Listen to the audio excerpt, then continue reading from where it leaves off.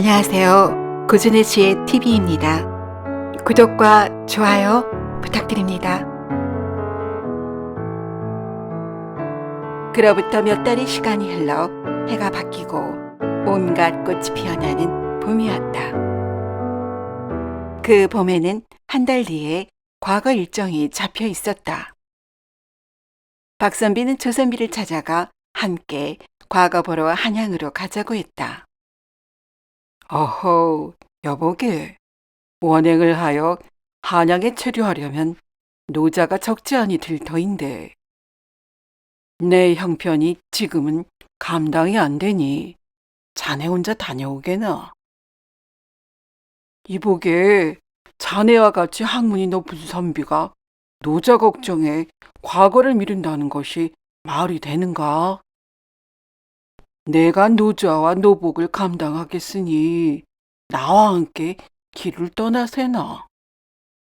이 말에 조선비는 염치는 없으나 깊은 마음에 승낙하였다. 약조한 며칠 뒤에 과거길을 떠나고자 박선비를 찾아갔다.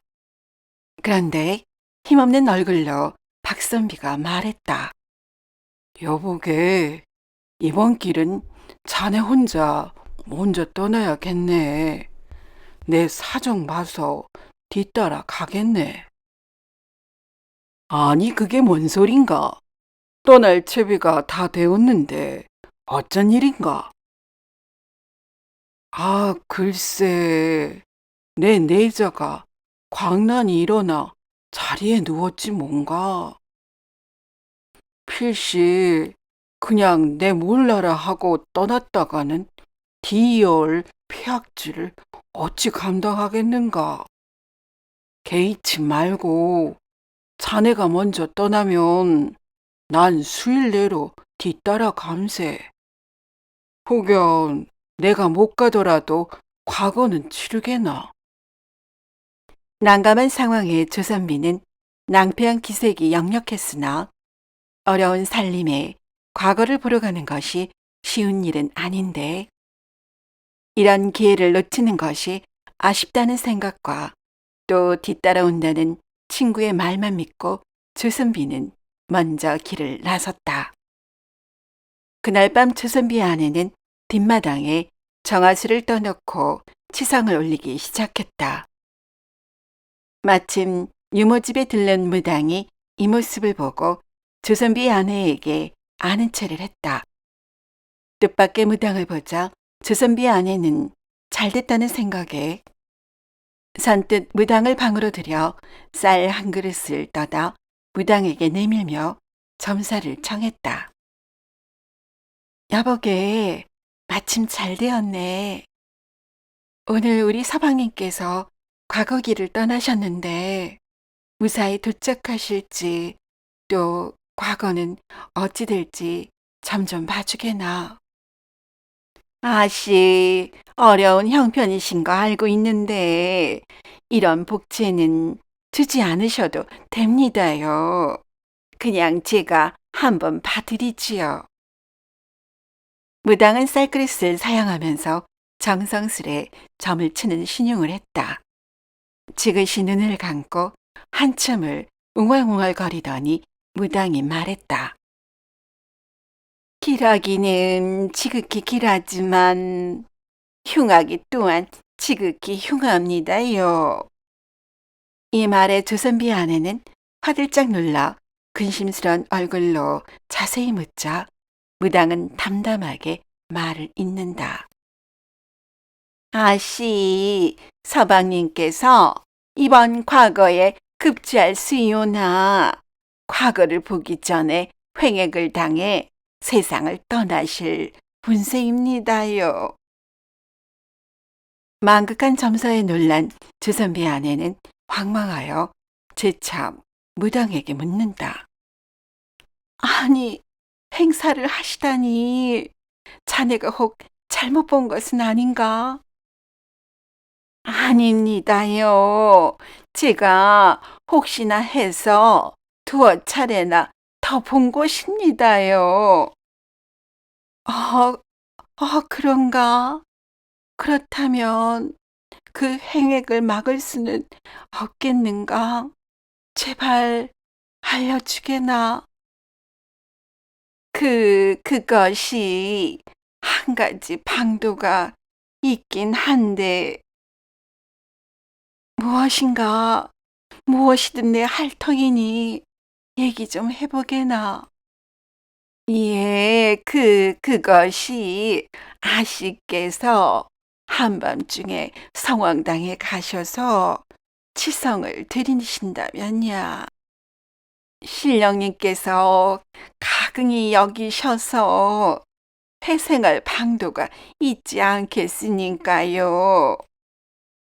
또 이런 치성을 드리는 일은 남이 알면 부정을 타기 쉬우니 반드시 아씨 혼자 오셔야 합니다요.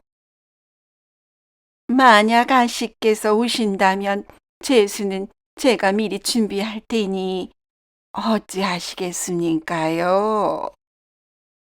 무당의 말을 들은 주선비 아내는 사대부가의 법도가 엄중한지라 이제껏 한밤중에 혼자 집을 나선 적이 없었으니 순간 고민이 되었다. 그런가? 나 혼자 밤에 집을 나서야 한다고? 잠시 망설이더니 아, 사방님을 위해서라면 그 정도 법도야. 내 감세. 다음날 밤이 되자 주선비의 아내는 시어머니와 하인들이 모두 잠든 틈을 타 아무도 모르게 조용히 집을 나와 성황당으로 향했다. 성황당으로 들어가니 어느새 무당이 채수를 잘 갖춰 준비해 놓았다.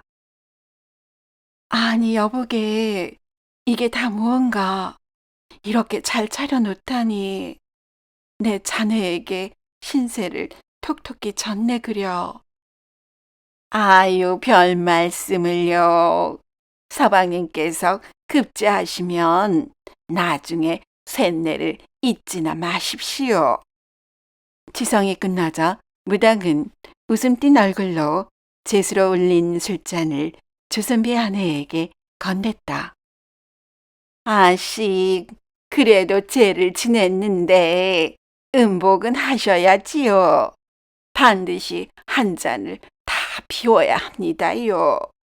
그래야 치성드린 원이 이루어지지요. 글쎄, 나는 지금껏 술을 한 모금도 입에 댄 적이 없거늘.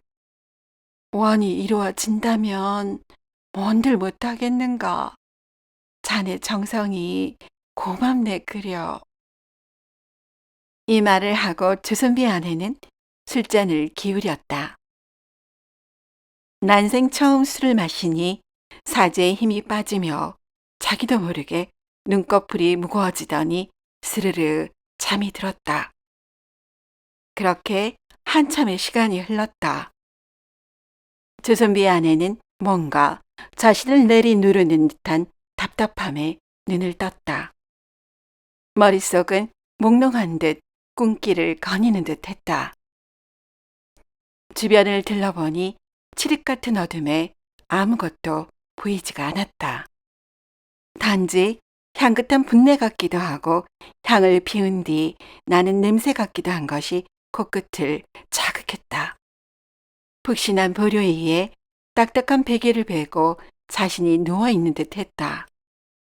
분명 이곳은 어느 집 방안이라고 짐작했다. 점차로 정신이 조금씩 명료해지니 주선비의 아내는 순간 상황이 심상치 않음을 느꼈다. 팔에 힘이 들어갔으나 두 손이 결박당하여 마음대로 움직일 수 없음을 알았다. 이게 어찌된 일이란 말인가? 뭔가 함정에 빠진 듯하다는 생각이 들자 더욱 긴장하게 되었고 정신은 더욱 또렷해졌다.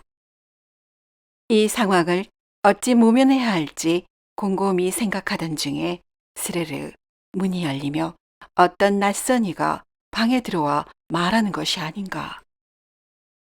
부인, 참으로 실례가 많았소이다.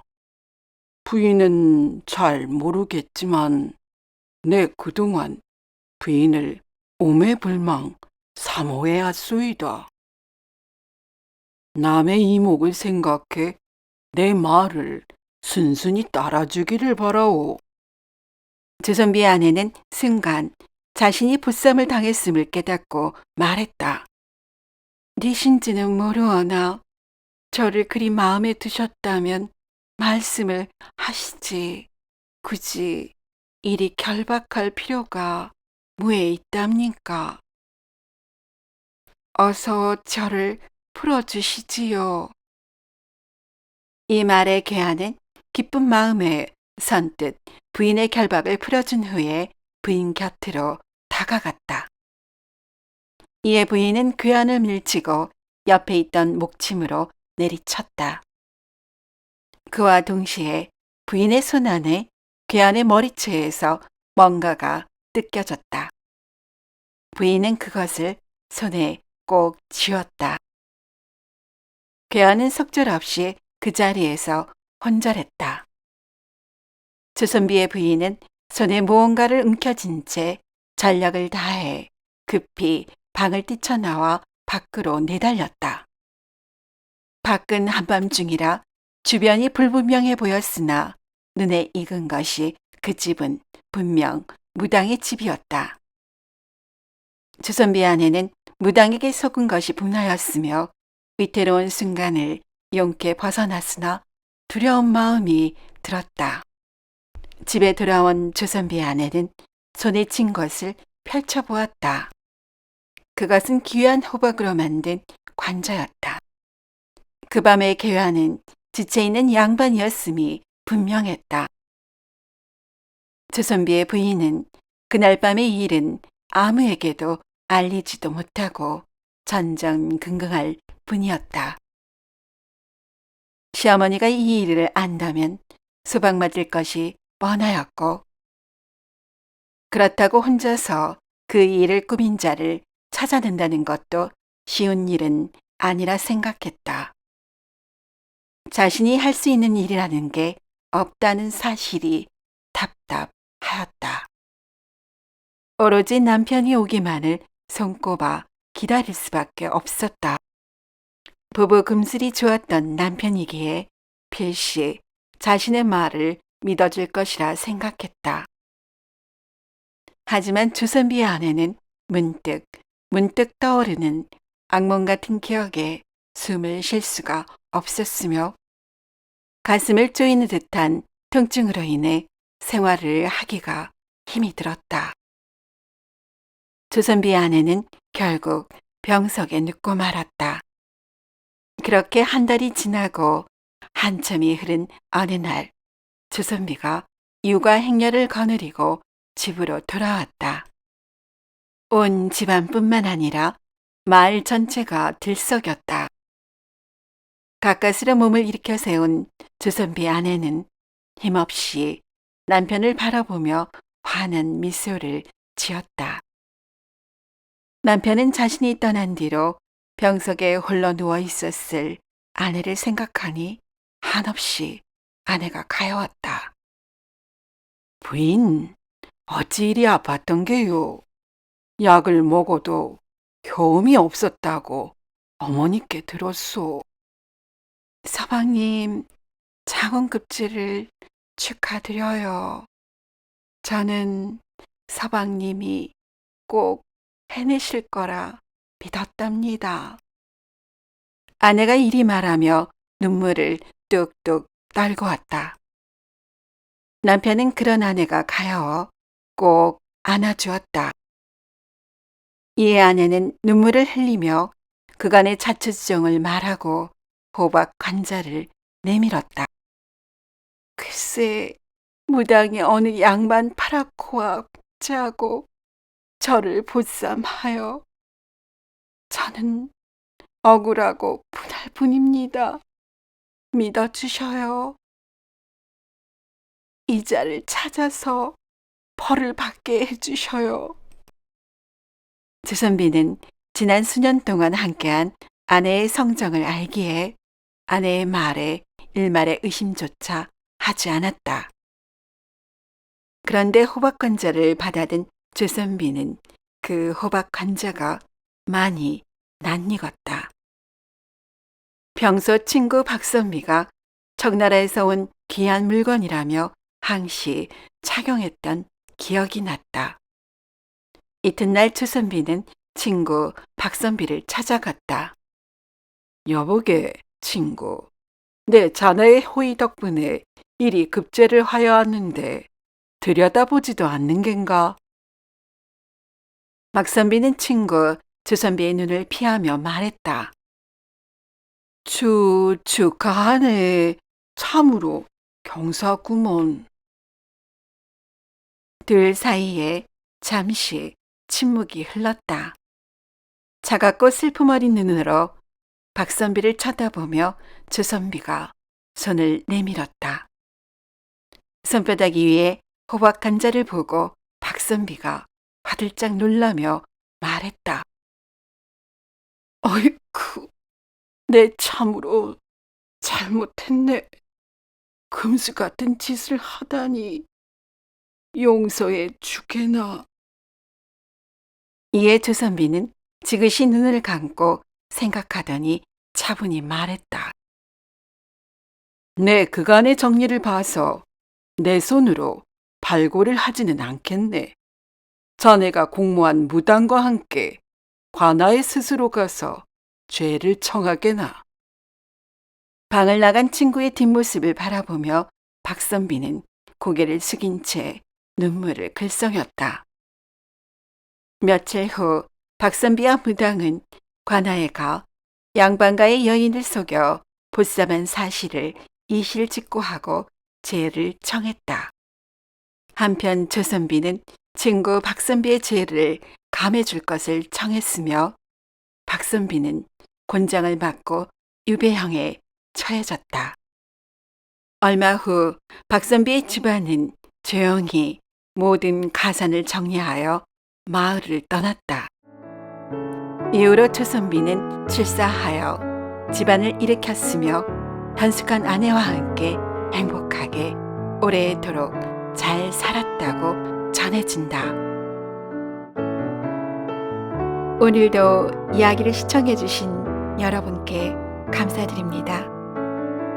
재미있는 이야기로 곧 찾아뵙겠습니다.